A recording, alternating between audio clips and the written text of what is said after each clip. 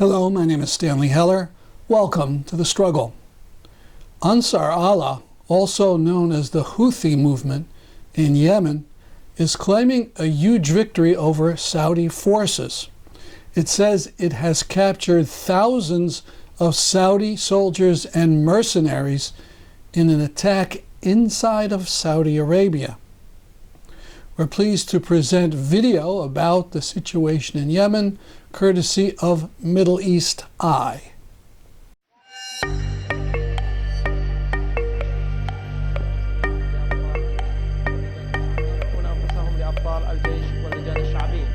ونؤكد أن هذه المبادرة تندرج ضمن تنفيذ اتفاق السويد بشأن الأسرى، ولهذا فإننا سنقوم بتنفيذها هذا اليوم تحت إشراف ورعاية الأمم المتحدة واللجنة الدولية للصليب الأحمر.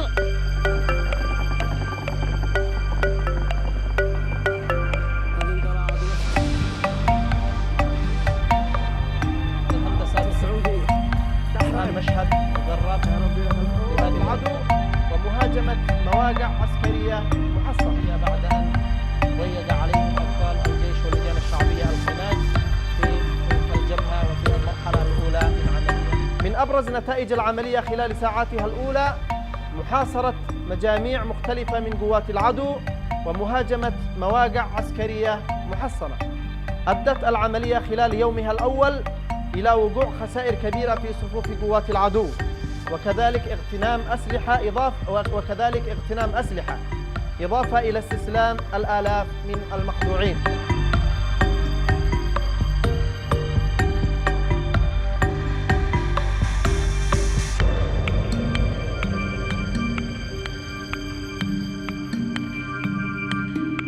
بعض الآليات كانت محملة بأسلحة وعزمان رعاة أخرى. أيضا طائرات الطيران الحربي المعادي الذي قصف ونحتفظ لأنفسنا بحق الرد في حال عدم الاستجابة لهذه المبادرة ونؤكد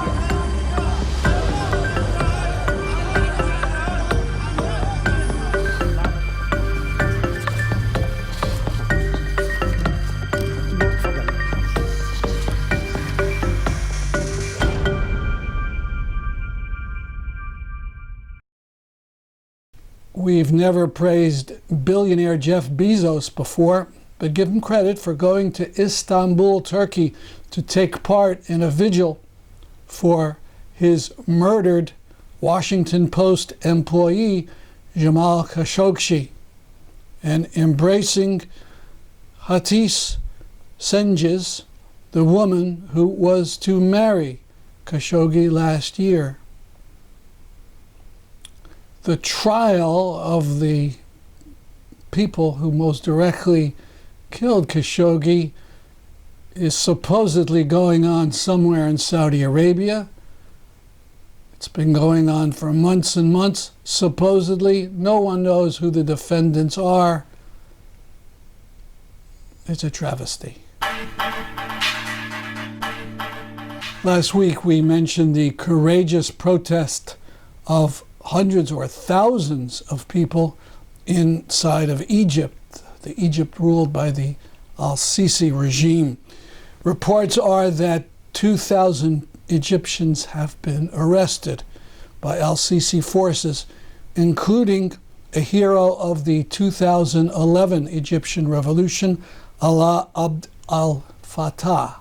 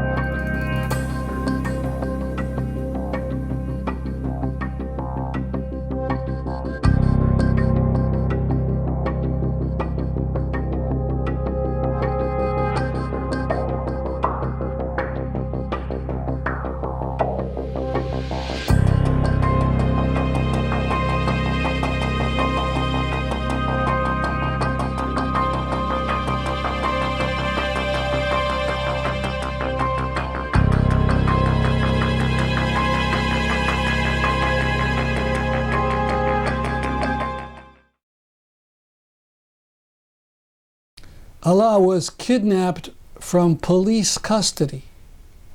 He had finished a sentence of 5 years for taking part in a demonstration this spring, but he wasn't completely free. Part of the sentence was that every evening and night he had to spend in a police jail. A few days ago, he was taken from his cell by authorities.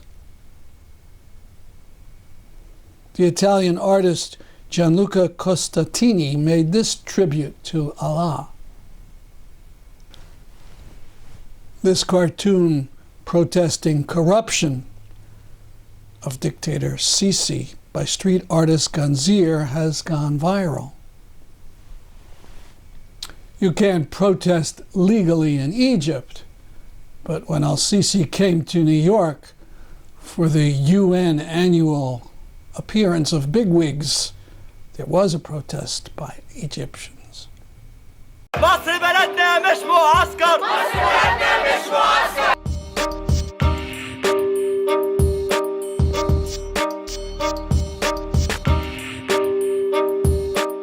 I've come here today to fight for peace and justice. So this weekend, Egyptians came out all over Egypt in small, scattered, but still significant protests all across Egypt. We all have to stand together in order to break the fear barrier.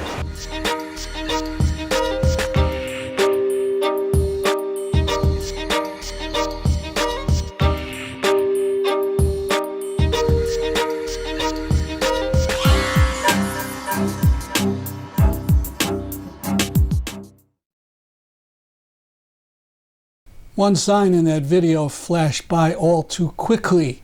It made reference to the remark by President Trump that al-Sisi was his, quote, favorite dictator. Now, video and photos from the climate strike in New Haven. It was led largely by young people and joined by a very large contingent from Yale University. There was a march all around the New Haven Green.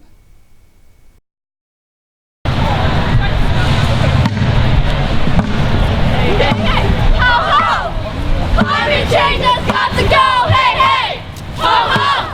Climate change has got to go, hey, hey! Ho, ho! Climate change has got to go, hey, hey! Ho, ho! Climate change has got to go, hey, hey!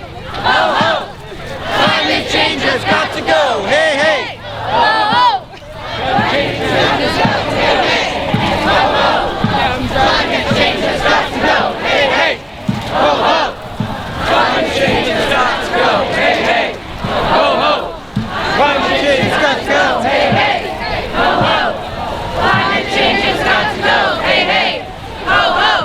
Climate change has got to go, hey, hey, ho, ho. Climate change has got to go, hey, hey, ho, ho. Climate change has got to go, hey, hey, ho, ho. Climate change has got to go, hey, hey, ho, ho. Climate change has got to go, hey, hey, ho, ho. Climate change has got to go, hey, hey, ho, ho. Climate change has got to go, hey, hey, ho, ho.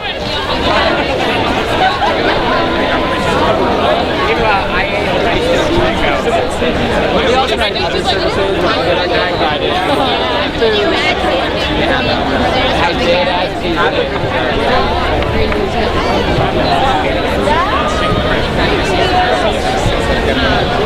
Basically just like professor. Which I think like less yesterday I spent more than Like merging field. Did you see Patrick? Yeah, you did see him. Keep that oil in the soil. Keep that oil in the soil. Keep that oil in the soil. Keep that oil in the soil. Keep that oil in the soil. Keep that oil in the soil. Keep that oil. and I was helping with like communication and like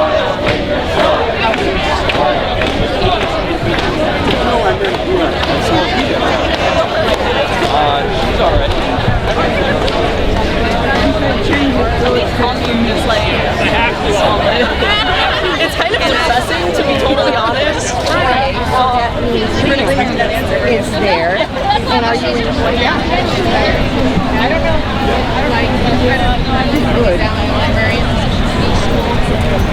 talk to Sarah about specifics, but I do work with her.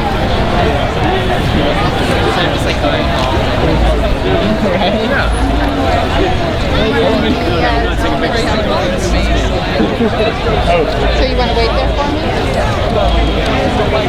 me? Now some of the remarks by various speakers. My name is Chris Schweitzer, and I work with New Haven Leon Sister City Projects. We want to talk about food and the importance of transitioning out of an industrial food system. It's a good question whether our food system creates more life or destroys more life. The whole system is based pretty much on chemicals and petroleum and fossil fuels. To fight climate change, we really need to get off of fossil fuels as fertilizer, as chemicals, as pesticides. And then you think about going into a grocery store and look around at all the packaging and the plastics. It's a complete mess. So that's really important for us to move. And we need to push both on a new farm bill and better national farm policies that promote organic, local, healthier agriculture. And we need to also use our own voices and our own buying and our own choices to also push at it from below and make better choices for our own families and our own lives. So we both need systemic change and families and ourselves to make choices. Because we also have the chance through agriculture and carbon capture in soil to suck a lot of carbon out of the atmosphere. So that's pretty much it. Food's really important for dealing with climate change. Thank you, and here's Lena. If we continue down the path we have chosen for the past decades, with pollution rising, the global temperature rising 3 degrees Fahrenheit per century, and natural disasters increasing with the frequency and intensity, many of the world's people will continue to starve. And even worse, the percent of people experiencing hunger could increase. All because we as a nation decided not to take action.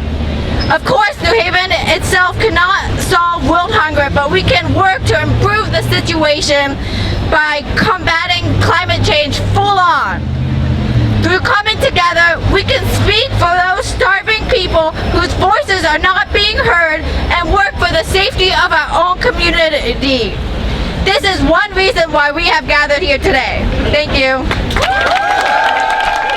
And I have been working for the New Haven Leon Sister City Project for the past 10 years in rural communities that have been displaced by Hurricane Mitch in 1998, communities that historically have to fight battles against poverty and oppression, communities where the minimum wages is $138 a month, in jobs in monoculture plants such as sugar cane, which is increased the high temperatures in the areas by the massive deforestation, and also leave many communities without access to water and polluted the aquifer by the use of pesticides.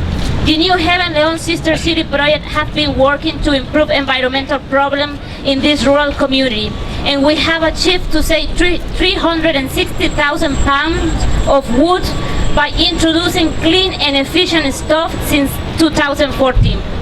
I am also the mother of two little children, and because I want a future for my little children and for the new generation, and to make that possible, we have to recognize that if there is life on Earth, it's because the Earth has given us life. Without nature, there is no life, and without life, there is no purpose. People in power have to recognize this. What is sustainable is to be in solidarity with the impoverished country like Nicaragua, who are the latest prepared to face climate change.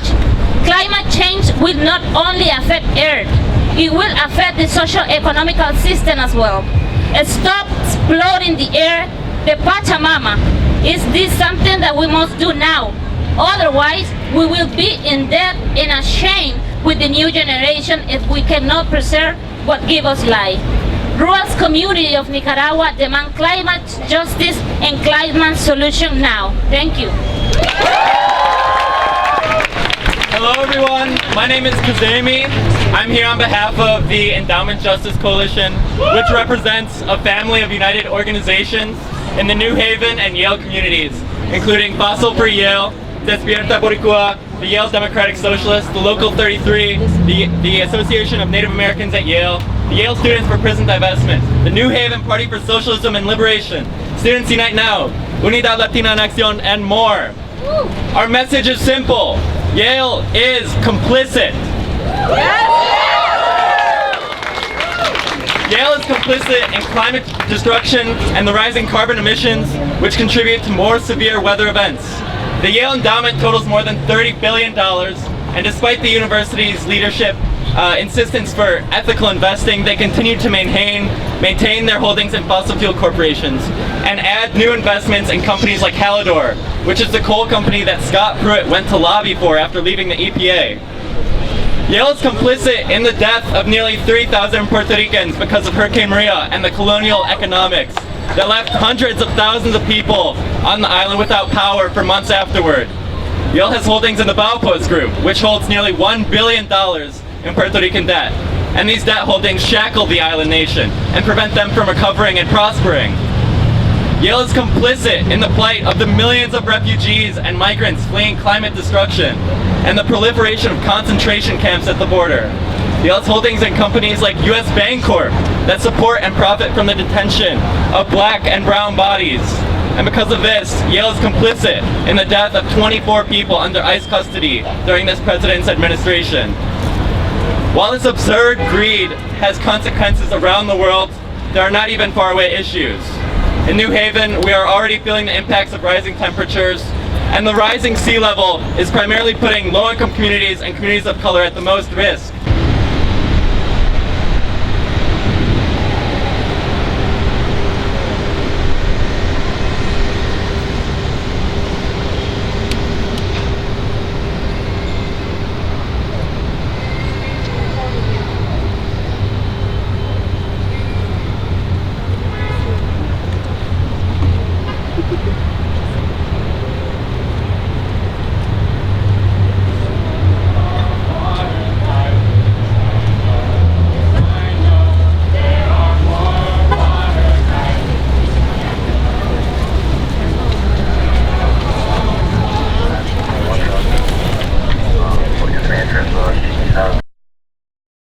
On the 25th, Yale had its own climate strike, led by Fossil Free Yale. It's a group that's been trying for years to get Yale to stop investing in fossil fuel companies. They face a monumental task. The Yale Corporation never divested from apartheid in South Africa in the 1980s, despite years of student and community protest. We suggest that the immediate problem is to stop the building of another fracked methane gas plant in Connecticut. It's slated to spew 2 million tons of carbon dioxide pollution into the air each year. Yale students and others are encouraged to put the pressure on Governor Lamont to cancel this dangerous project.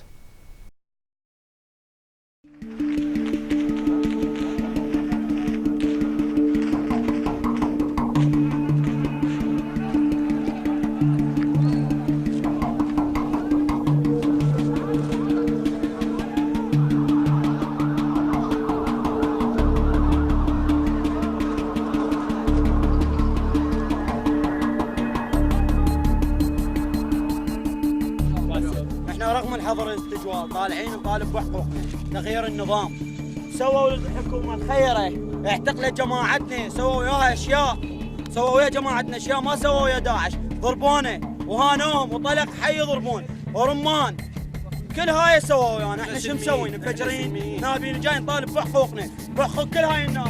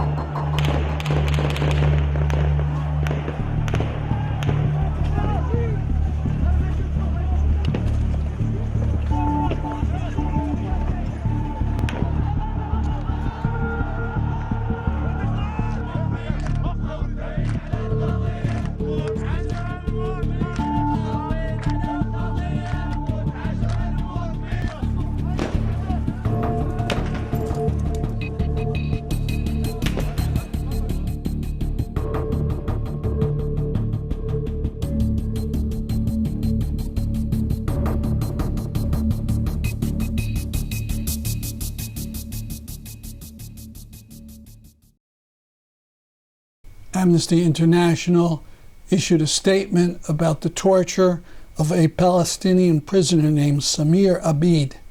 It's called legally sanctioned torture.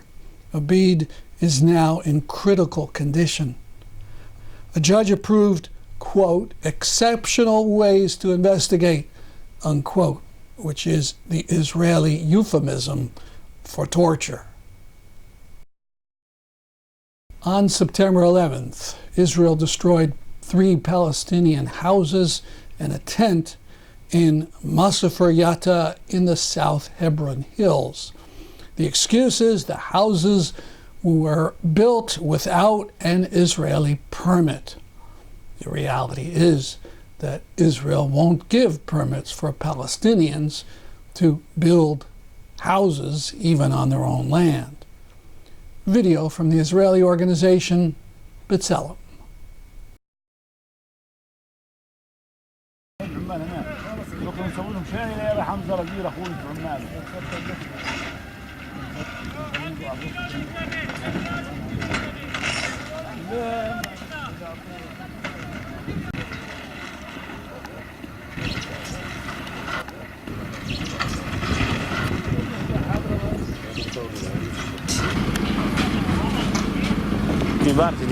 ماشي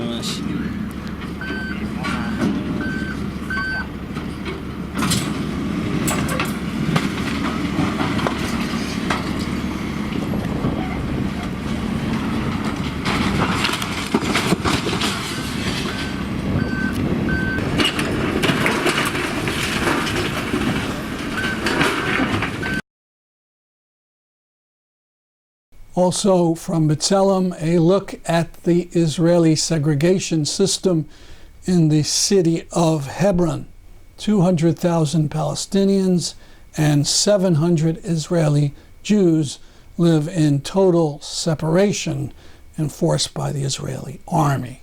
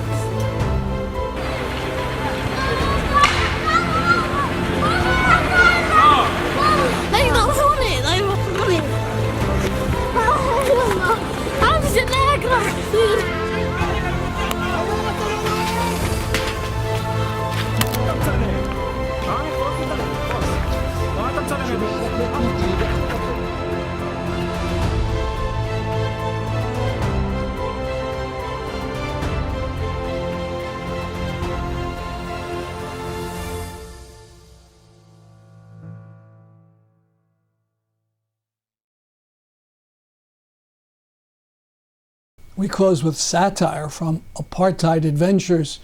It was released shortly before the Eurovision contest held in that European country, Israel.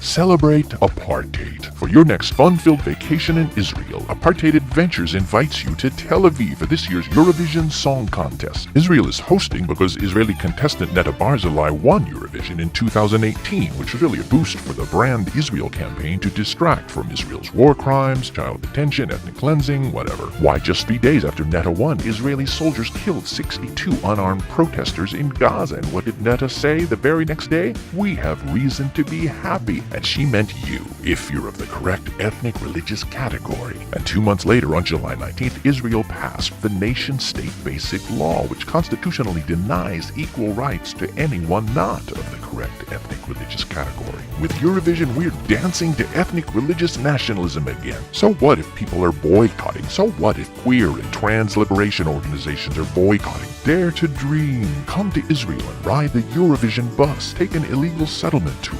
It's about inclusion. It's about diversity. It's about unity. And in Israel, it's about apartheid.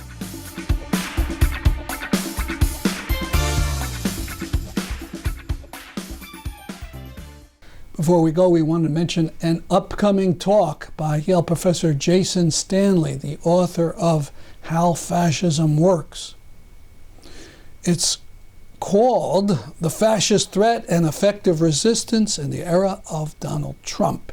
And it will be held at the Parish House of the United Church on the Green, 323 Temple Street, on Saturday, October 19th at 12:30 p.m. That's our program for today. See you next week at this time. I'm Stanley Heller for The Struggle.